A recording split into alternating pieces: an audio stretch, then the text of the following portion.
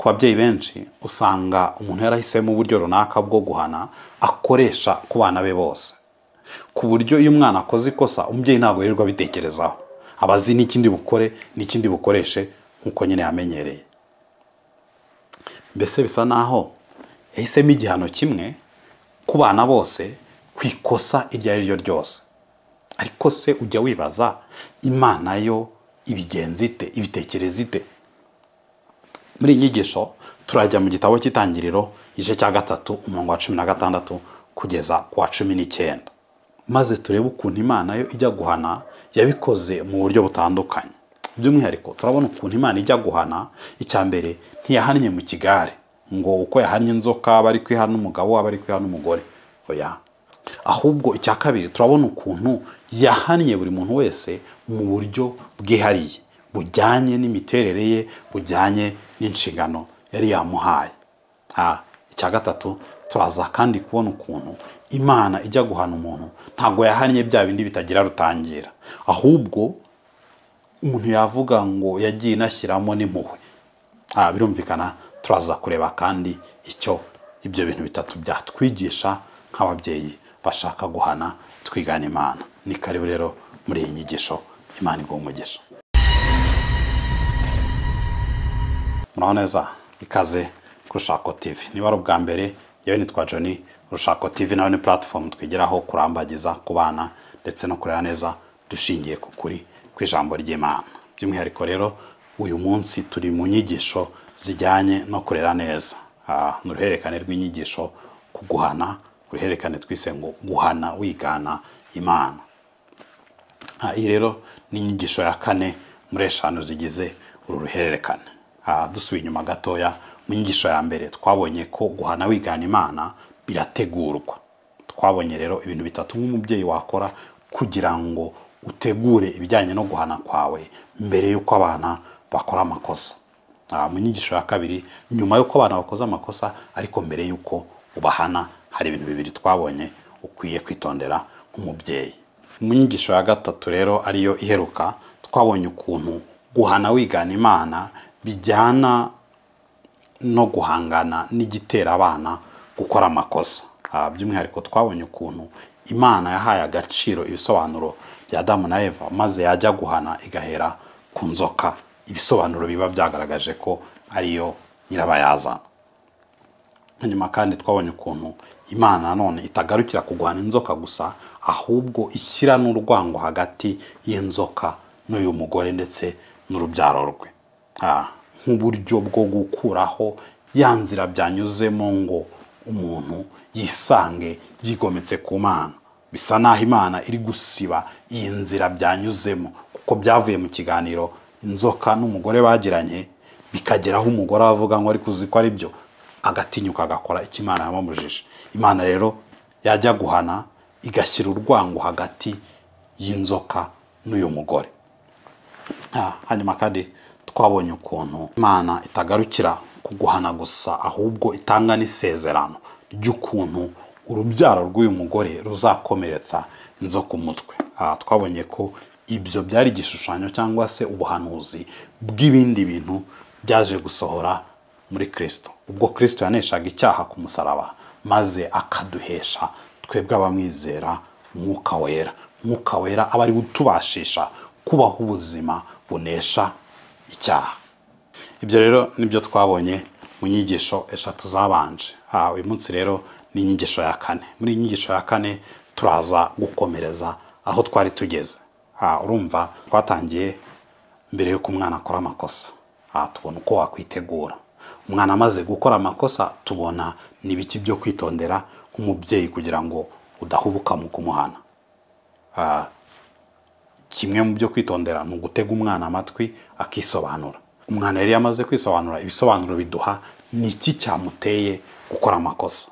Mu nyigisho y'ubushize twabonye ukuntu umubyeyi ahangana n'iki kintu cyateye umwana gukora amakosa akabanza kugikuraho. Uyu munsi rero noneho tugeze kuri wa mwana wakoze amakosa. Ntago bikiri icyabimuteye, ntago bikiri imbere yuko abikora, ahubwo tugeze yamaze gukora amakosa. Turaza kumuhana gute? Turajya mu gitabo cy'Itangiriro igice cya 3 umurongo wa 16 kugeza ku wa 19 turebe ibintu bitatu Imana yakoze mu guhana Adamu na Eva. Mbere yuko rero dukomeza n'inyigisho hari ibintu bitatu nshaka kugusaba. Icya mbere ndashaka kugusaba ngo niba utarakanda subscribe uyikandeho, ukande na notification. Kubera iki? Kubera ko iyo ukanze subscribe ugakanda notification bituma ubasha kumenya igihe twashyizeho indi nyigisho. Icyo ni icya mbere. Icya kabiri ndashaka kugusaba ngo ukande like. Kubera iki? Iyo ukanze like ni ukugaragaza ko iyi nyigisho urayishimiye, urayikunze. Iyo rero ukanze like bituma YouTube ibasha kurikomendinga iyi nyigisho no ku bandi bantu batakanze subscribe. Abantu batari basanzwe bazi iyi channel bituma YouTube ishobora kubabwira ngo ariko hano hari inyigisho abantu barimo kwishimira. Hanyuma icya gatatu nuko gusaba kugira ngo ukande share. Share no kugira ngo niba hari inshuti yawe uzi yanyurwa n'izi nyigisho udufashe kugira ngo izi nyigisho zibagereho. By'umwihariko muri uruhererekane rw'inyigisho kuguhana. Ni inyigisho zireba mbere na mbere ababyeyi n'abantu bateganya kuba ababyeyi. So niba rero hari umubyeyi muziranye rwose dufashe ukande share umwoherereze link y'inyigisho. So urakoze cyane, reka twikomereze n'inyigisho. Reka rero twihute tujye ku kintu cya mbere Imana yakoze ijya guhana Adamu n'umugore we. Ikintu cya mbere Imana yakoze ntiyabahannye mu kigare. Turabibona uhereye ku murongo wa 14. Ku murongo wa 14 Bibiliya tubwira ngo Uwiteka Imana ibwira iyo nzoka iti. Ibi twarabibonye mu nyigisho iheruka. Imana iri guhana inzoka yonyine. Hanyuma reba kuri 16 ngo kandi Uwiteka Imana ibwira uwo mugore iti. Noneho n'umugore nawe Imana iramuhindukirira igiye kumuhana mu buryo bwe. Hanyuma reba kuri 17 ngo na Adamu iramubwira iti. Buri muntu Imana irimo iramuhana mu buryo bwihariye.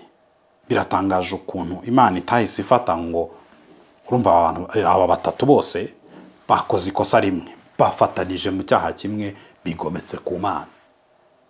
Biratangaje ukuntu Imana itahise ivuga ngo mwese biragenda gutya.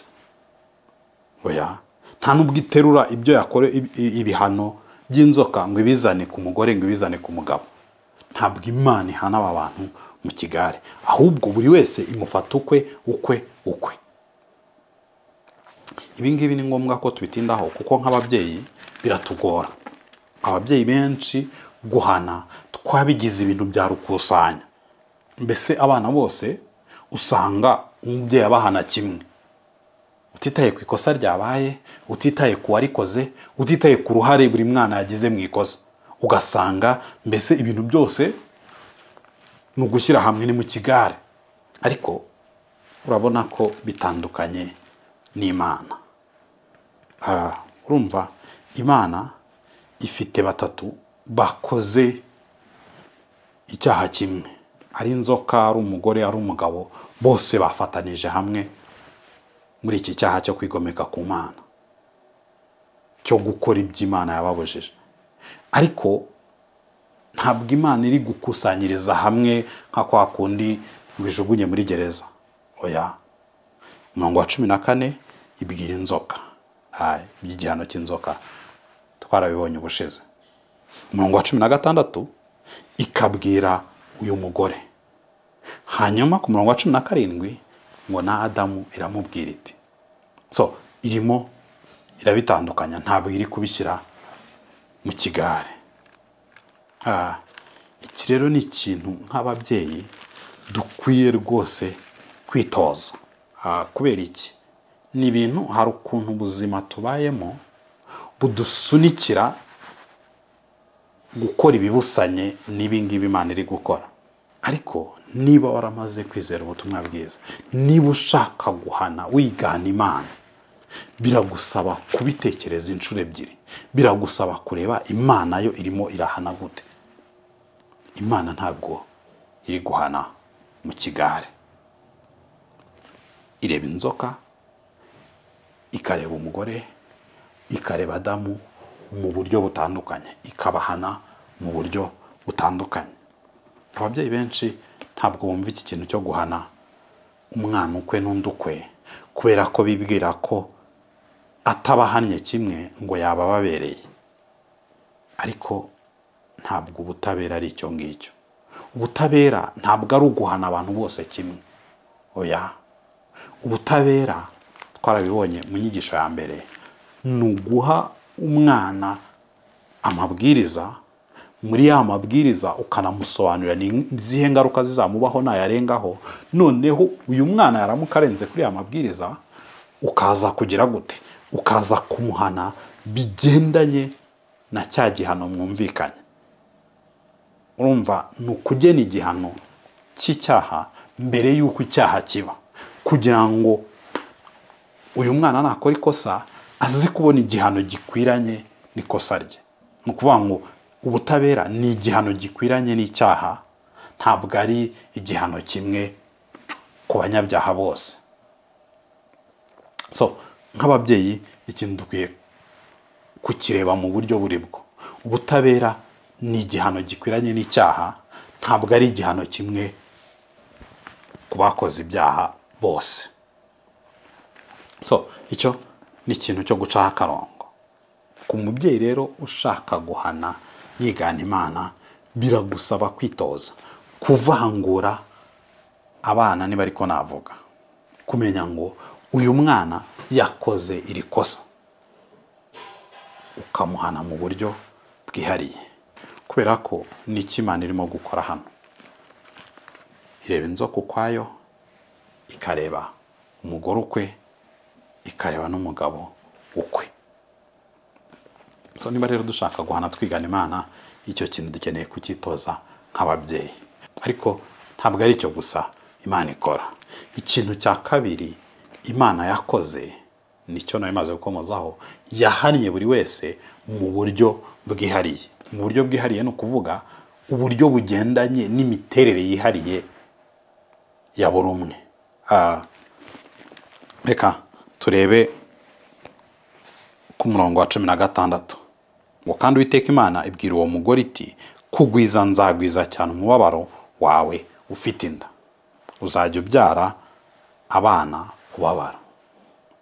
Uyu muntu Imana yahaye gutwita no kubyara iri kumuhana mu buryo butandukanye, mu buryo bwihariye bujyanye nyine n'iki ngiki, n'uyu mwihariko we wo gutwita no kubyara. Hanyuma no ku mugabo, uyu muntu Imana yahaye mu bice byabanje ingobyi ngo ayihingire ayirinde, nawe iri kumuhana mu buryo butandukanye. Kuko iri kumbwira ngo umurongo wa 17 ngo na Adamu iramubwira iti, ubwo wumviye umugore wawe ukarya ku giti nakubujije ko utazakiryaho, uzaniye ubutaka kuvuma bwa bundi Imana yamubwiye guhinga. Ngo iminsi yose yo kubaho kwawe uzajya urya ibibuvamo ugombye kubiruhira, buzajya bukumereramo imikeri n'ibitovu, nawe uzajya urya imboga zo mu murima. Gututubikana ko mu maso hawe niko kuzaguhesha umutsima. Ikintu kiri kuba aha ngaha, umugore iri kumuhana bijyanye n'umwihariko we nk'umuntu yahaye gutwita no kubyara, n'umugabo ikamuhana bijyanye n'umwihariko we nk'umuntu yahaye ingobyi ngo ayihingire ayirinde, kubera ko ari umuhinzi ngo ubutaka abuzaniye kuvumwa.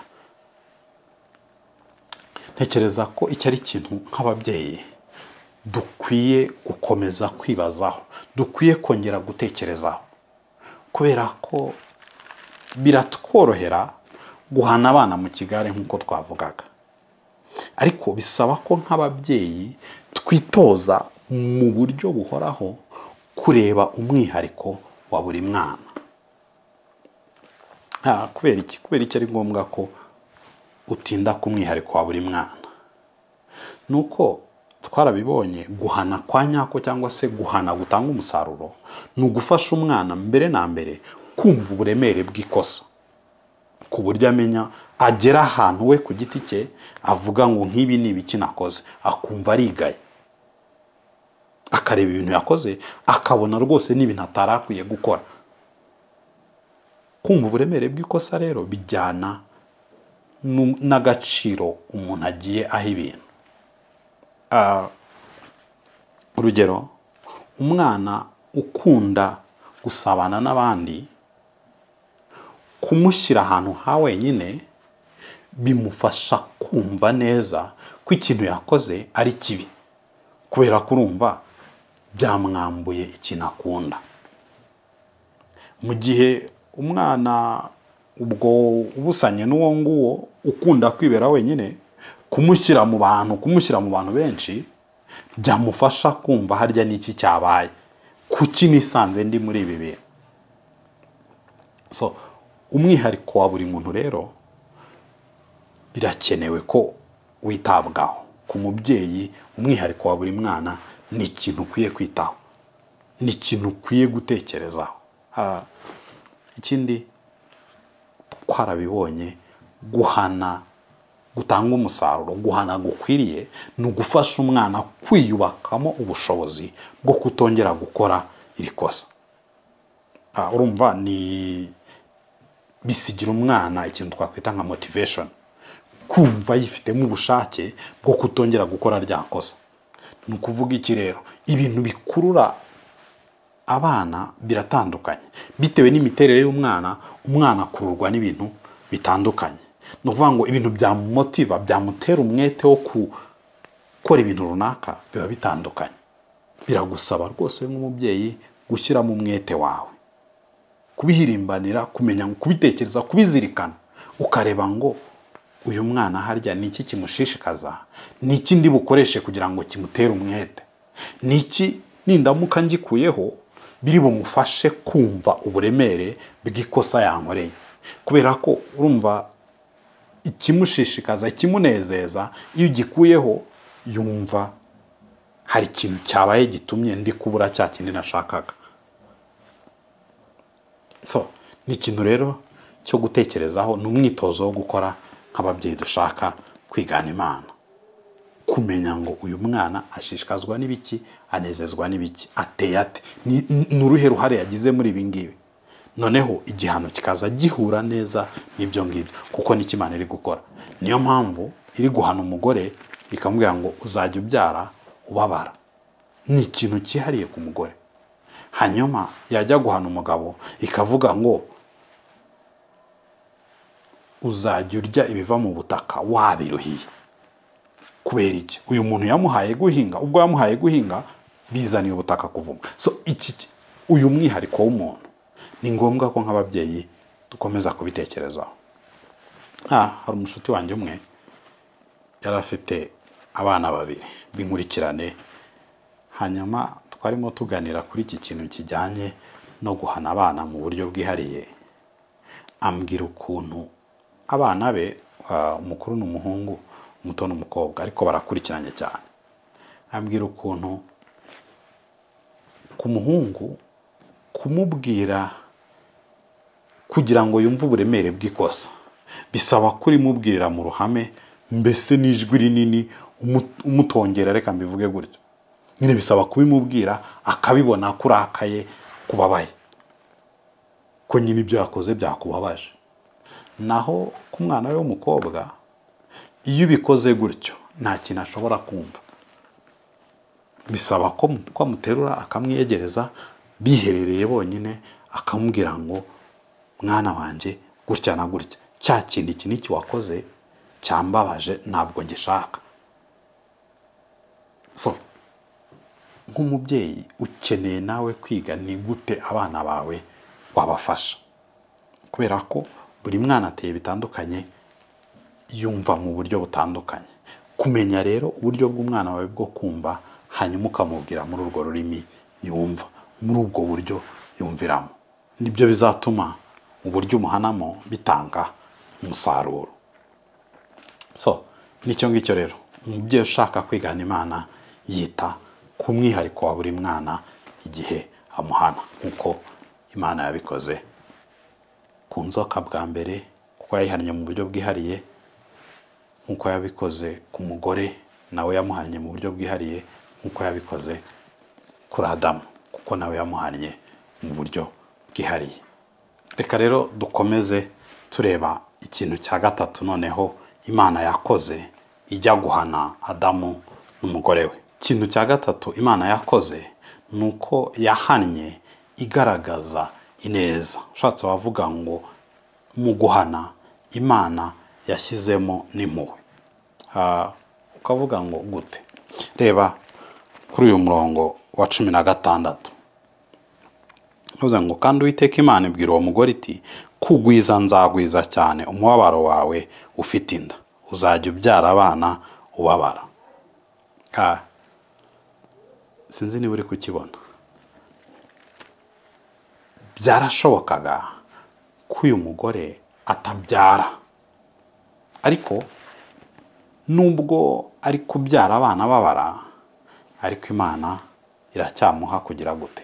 Kubyara. Kwa kundi Imana yababwiye ngo mubyare mwororoke mugwire mwuzurize, Imana irabikomeje. Ntabwo igihano cy'Imana cyaje ari bya bindi bitagira rutangira. Urabizi hari ukuntu umubyeyi arakara ati byose birahagaze, noneho byose ndabiretse. Ntabwo ari ko Imana iri kubigenza. Ngo uzajya ubyara abana ubabara, ariko ari kubabyara. Iki ngiki Imana iranagikora no ku mugabo kuri 17. Ngo na Adamu iramubwira iti ubwo wumviye umugore wawe ukarya ku giti nakubujije ko utazakiryaho, uzaniye ubutaka kuvuma. Iminsi yose yo kubaho kwawe uzajya urya ibibuvamo ugombye kuburuhira. 18. Ngo uzajya bukomereramo imikeri n'ibitovu, umva, ngo nawe uzajya urya imboga zo mu murima. Nubwo ubu butaka buri kumeramo imikeri n'ibitovu, ariko haracyari ibyiringiro. Kubera iki? Kubera ko n'imboga zo mu murima abasha kuzibona. Ibi ni neza y'Imana itangaje. Ni nkaho ntabwo yahannye bitagira rutangira. Hari ahantu igera ikagiramo n'impuhwe. Itariko ntacyo uzajya urya imboga zo mu murima. Ntabwo ari bitaribwa gusa biri kumera, n'ibiribwa nabyo abasha kubihinga bikaza. Reba ikintu noneho gikomeye kurenzaho. Umurongo wa 19. Ngo gututubikana ko mu maso hawe niko kuzaguhesha umutsima, urinde ugeza ubwo uzasubira mu butaka, kuko arimo wakuwe, uri umukungugu, mu mukungugu nimo uzasubira. Reba ikintu kiri kuba hano. Iki ngiki ni ngombwa ko twitonda, kubera ko abantu benshi baragihusha. Uyu muntu yashoboraga kubaho iteka ryose. Uyu muruho, uku gututubikana ko mu maso he kumuhesha umutsima, uku kurya ibiva mu butaka agombye kubiruhira, yashoboraga kubamo imyaka ibihumbi n'ibihumbi n'ibihumbi. Ariko reba ineza y'Imana, ngo ugeze aho ubwo uzasubira mu butaka. Ni ukuvuga ngo Imana izanye urupfu nk'uburyo bumwe bwo kwescapinga, cyangwa se bwo guhunga, bwo gucika uyu muruho. Ni uburyo bumwe bwo kugira ngo aruhuke uyu muruho yananiwe, uyu muruho wo kurya abanje kubiruhira. Imana izana urupfu nk'uburyo bumwe bwo guhunga, bwo gukira iki gihano. Iki ni ikintu nshaka ko nk'ababyeyi twongera gutekereza, kubera mujya mubyumva kenshi ugasanga umubyeyi arimo arahana umwana atitangiriye, nta mpuhwe na nkeya yashyizemo. Mwumva ababyeyi ejo yokeje umwana we, ejo yamuvunnye akaboko, ejo yagize gute. Uzajya ubabona umuntu ufite inkovu numubaza kubwira ati ahangaha ni data wankubise, cyangwa se ni mama wagize gutya. Ntabwo uko nguko ariko Imana iri guhana. Iyo Imana ihana ishyiramo n'impuhwe, itanga, harimo n'ibyiringiro, harimo n'ihumure. iki ni ikintu cy'ingenzi ku mubyeyi kugitekerezaho. Kubera iki? Kubera ko iyo umwana yagukoreye amakosa, twarabibonye mu nyigisho ya kabiri, uyu mwana aba aguhunga, aba abizi ko ibi bintu nakoze ntabwo ari iby'ababyeyi banjye bashakaga. Arabizi ko hari ikintu kiri hagati yawe nawe, hari ikintu kiri hagati yawe n'uyu mwana kitameze neza. Umwana aba ashaka guhunga. Icya mbere nk'umubyeyi ukeneye kwitoza kumusanga, ariko kumusanga ntabwo bikwiye gukuraho rya kosa uyu mwana yakoze. Nibyo ukwiye kumuhana, ariko n'igihe uri kumuhana wibuke kumugaragariza neza, wibuke ko ni wowe soko y'ihumure kuri uyu mwana, nta wundi muntu afite ukurenza.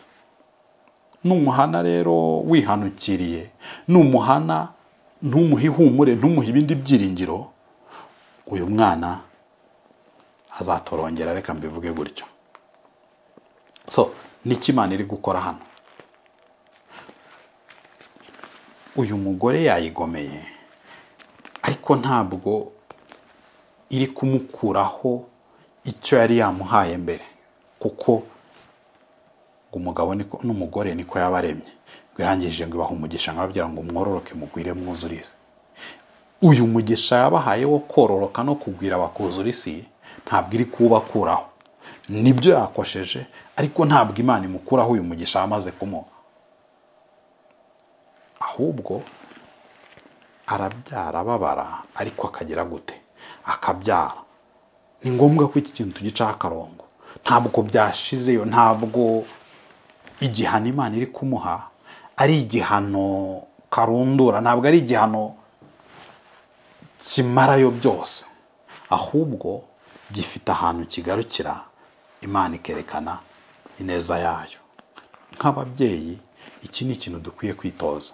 Igihe uri guhana umwana ukeneye no kumugaragariza ineza, ukeneye kongeramo uburyo bwo gutuma uyu mwana akubona nk'umubyeyi umukunda, umwitayeho. Nubwo yakugomeye, nubwo yagukoreye amakosa bityo ukwiye kumuhana nk'uko mwabyumvikanye, ariko akwiye no kubona ko burya uracyari umubyeyi we umwitaho, uracyamufitiye neza. Niki Imana iri gukorera umuntu hano? Ikavuga ngo nibyo uzajya urya ibivuye mu butaka wabiruhiye, nibyo gututubikana ko mu maso hawe niko kuzaguhesha umutsima, ariko ntabwo bizahoraho iteka ryose, ntabwo ari uko ubuzima buzahora. Igatanga igisubizo, ngo ugeze ubwo uzasubira mu butaka kuko arimo wakuwe. Uri umukungugu, mu mukungugu nimwe uzasubira. Umunsi w'urupfu rw'uyu muntu, kwa gututubikana, kwa kurya biruhiye, biba birangiye. So iyi ni neza y'Imana irimo kugaragariza abana bawe ineza igihe ubahana ni ingenzi. Kubera iki? Bishimangira ubumwe cyangwa se isano hagati yawe n'uyu mwana. Uyu mwana wakoze amakosa ukwiye iki gihano mwumvikanye, iyo wongeyemo ineza abona ko burya urukundo umukunda cyangwa se isano hagati yawe nayo irenze aya makosa yakoze. Icyo rero nicyo umubyeyi ushaka guhana wibwana Imana ukwiye kwitoza. Iyo wageze muri iki gikorwa cyo guhana koko umwana yakoze amakosa, wahanganye n'ibyamuteye gukora amakosa, bigeze igihe noneho cy'uko uyu mwana abona ingaruka zikwiranye n'ibyo yakoze. Tubonye ibintu bitatu ukwiye kwitwararika. Icya mbere, ntabwo ukwiye kubikora mu kigare, ntabwo ari ko Imana yabigenje. Imana ntabwo yabahannye mu kigare ngo ifate ibyo yahannye inzoka ngo abe ari byo izana ku mugore, ngo abe ari byo izana ku mugabo. Oya, buri wese ukwe. Icyo ni icya mbere. Icya kabiri ni igisubizo cy'iki cya mbere, ahubwo Imana yabahannye mu buryo bwihariye, buri wese mu buryo bwihariye bujyanye n'imiterere ye, bujyanye n'inshingano ze. Umugore yahaye kubyara iti uzajya ubyara abana ubabara. Umugabo yahaye guhinga iti ubutaka buravumwe. ihana buri wese mu buryo bwihariye bujyanye n'imiterere ye n'inshingano ze. Hanyuma icya gatatu, n'igihe irimo guhana ntabwo yirengagiza kugaragaza ineza. Uyu mugore wayigomeye nubwo azabyara ababara ariko azabyara. Uyu mugabo nubwo ubutaka buvumwe ariko ntabwo buzameramo imikeri n'ibitovu gusa. Abasha kurya imboga zo mu murima, abasha guhinga imboga zikaza zikamutunga. Nubwo azabaho avunitse arushye yiyushya kuya, ntabwo azabibaho iteka ryose. Igihe kizagera asubire mu butaka, igihe kizagera uyu muruho urangire. Inyigisho nayo tuyisoreza ahangaha. Twarebaga uko wabyitwaramo nk'umubyeyi igihe noneho ugiye guhana umwana wakoze amakosa. Wakoze cyane, Imana iguhe umugisha. Ntugende utatubwiye muri comment niba inyigisho yagufashije. Ikindi kandi niba hari n'ikibazo ufite cyangwa se waba waragize ku nyigisho zacu, watwandikira muri comment, nta kibazo tuzagusubiza. Icyanyuma wibuke gusangiza inshuti zawe. Byanze bikunze hari umubyeyi muziranye. Dufashe witemo byibuze umubyeyi umwe, woherereza iyi link kugira ngo nawe amenye ni gute yahana abana be akurikije ukuri kw'ijambo ry'Imana. By'umwihariko ku bijyanye n'ibibazo mwabajije, iyi video iri hano ni igisubizo cy'ikibazo umuvandimwe umwe yabajije ku nyigisho ya mbere. Yikandeho nawe umenye icyo gisubizo. Imana iguhe umugisha.